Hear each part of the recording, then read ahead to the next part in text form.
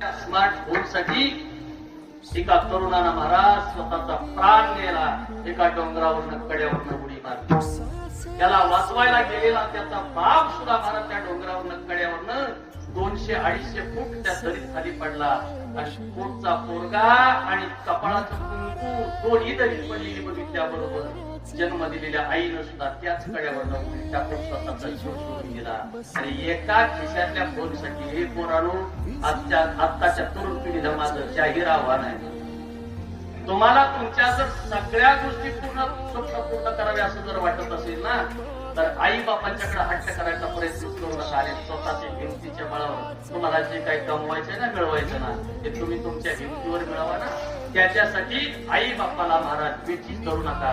आणि गेला एकदा खिशामध्ये पैसा आला तर हजारो कोट घेता आले असते, पण आता जीव गेला, एकटा जीव गेला नाही.